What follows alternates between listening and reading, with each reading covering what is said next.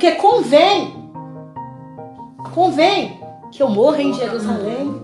Jesus sabia até onde que ele ia morrer. Jesus sabia de tudo, Jesus tinha consciência de tudo, gente. Jesus não deixava aquele medo paralisar ele, não. E como que ele buscava essa consciência? Em Deus, conversando com o Pai, buscando do Pai. Buscando do Pai, porque quando você busca do Pai, você tem a direção do Pai. Quando você busca do Espírito Santo, você tem a direção do Espírito Santo. Você tem a direção do Espírito Santo. Mas às vezes você está tão tomado pelo medo, do medo que quer roubar a sua paz, que você não tem paz para buscar o Espírito Santo. Você não tem paz para orar, você não tem paz para ouvir um louvor, você não tem paz para jejuar, você não tem paz para ouvir uma pregação, você não tem paz para nada.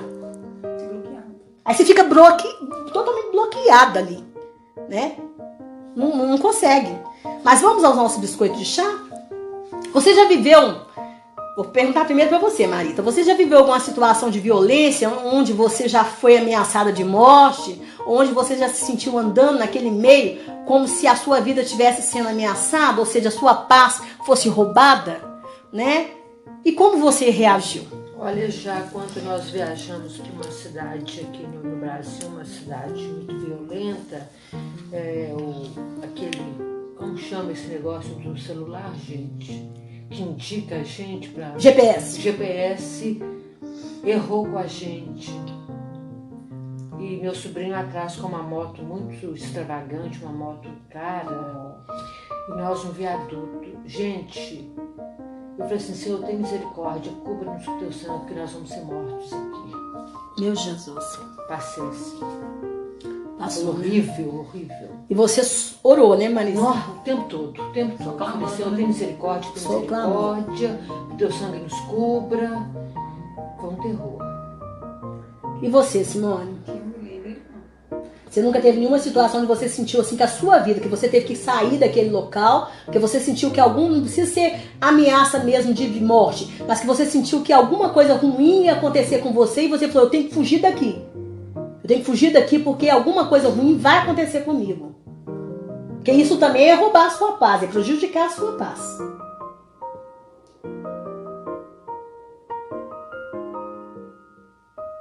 Que me lembra não, gente. Não, né? Olha, gente, eu vou falar com você, eu como ex-moradora de uma comunidade, né? Porque o pessoal tem que falar comunidade, né? Mas eu como uma moradora de uma comunidade, eu vivi várias situações de violência, né? Hoje eu não moro mais, para honra e glória do Senhor, tem 13 anos que não moro mais ali naquele local. E justamente por isso, porque eu orava tanto pedindo a Deus para tirar a gente dali, que eu não queria que os meus sobrinhos crescessem ali dentro daquela comunidade, né? Meus sobrinhos eram crianças na época, e eu orava, até o dia que saí de lá, o Senhor me mostrou. O Senhor me chamou e falou, veja, daqui 1 ano vai tirar esse povo do lado de esquerdo, e depois vai tirar do lado direito, e você vai sair. O Senhor me mostrou que ia acontecer aquilo. E realmente aconteceu. 1 ano depois, a gente saiu. E nós compramos onde nós compramos. E onde eu moro, graças a Deus, é uma benção. Eu posso chegar a qualquer hora do dia, qualquer hora da noite. Uma benção. Porque é tudo que eu pedi ao Senhor na época. Então, eu, como uma ex-moradora de uma comunidade, lá tinha muita guerra do tráfico, sabe, gente? Muita guerra do tráfico mesmo. Na minha rua, na minha porta, sabe? Da minha casa. E parece que elas aconteciam em horários marcados, tá, gente? Era incrível. E na época eu estava estudando teologia, sabe? Teologia. E às vezes era questão de eu entrar dentro de casa. Vou começar o tiroteio. O tiroteio, o tiro parar, começar. E às vezes a mamãe falava assim, não, parou agora que você entrou. Você desceu do ônibus e parou. E às vezes, era minuto que eu tinha entrado, e as minhas amigas ficavam assim, olhando assim da gretinha da janela delas. Aí teve um dia que a minha amiga, que também é irmã em Cristo, ela pegou e falou comigo assim, Jó, seja o que for que você estiver fazendo, pare de fazer, porque você vai ser morta por bala perdida, porque a guerra está muito forte. E eu falei, eu não vou parar de estudar. O que eu estou fazendo é estudando teologia. Foi o Senhor que me mandou estudar, voltar a estudar.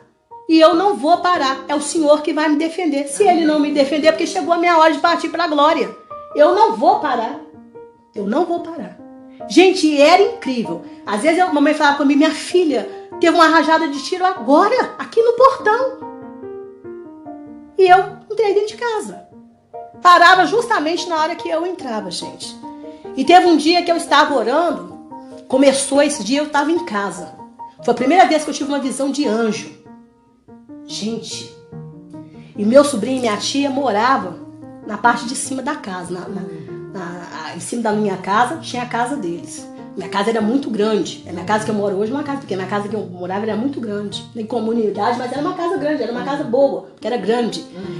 E aí, eles moravam em cima. E eu entrei, e quando em casa, assim, quando começavam as trocas de tiro, nós íamos para um quarto que era cercado por 4 paredes. Porque nos defendia das balas mesmo, sabe? Nos defendia das balas, dos tiros. E eu fui para dentro desse quarto e eu comecei a chorar e a orar, porque assim, o meu medo do meu sobrinho e da minha tia, que não deram tempo de descer. Porque esses tiros começam, quem mora em comunidade sabe, gente, que eu tô falando. Não tem tempo de você correr. Às vezes acontecem essas catástrofes aí, porque não tem tempo pra pessoa, não vai correr pra onde? E aí começou a troca de tiro e eu fui pra dentro desse quarto e comecei a orar e chorar, porque eu temia pelo meu sobrinho, na época ele era criança, e a minha tia que estava lá em cima. E eu comecei a chorar. Gente, e eu tremia toda. E eu sentia a mão de Jesus me tocando assim pelo ombro. Sabe quando você para uma pessoa assim e falando assim, calma, eu já enviei um anjo. Olha para você ver. Gente, eu não vi com esses meus olhos esses meus olhos aqui físicos. Eu abri um outro olho, o olho espiritual. E quando eu abri esse olho, que eu vi só da minha casa para a casa da minha tia, dava mais de 6 metros.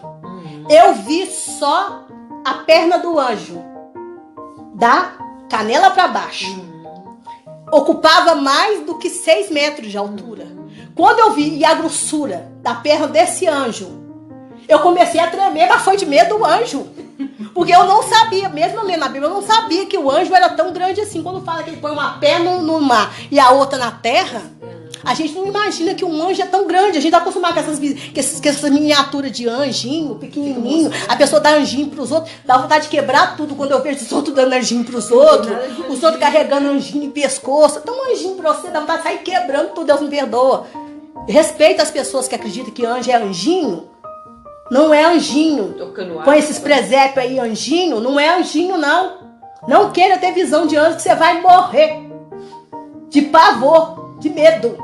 Porque, gente, é muito enorme, são grandes demais. E na hora que eu vi a perna do anjo, eu comecei a tremer de medo do anjo. Eu não estava mais com medo dos tiros, não. Eu estava com medo do anjo. Porque eu falei, Senhor.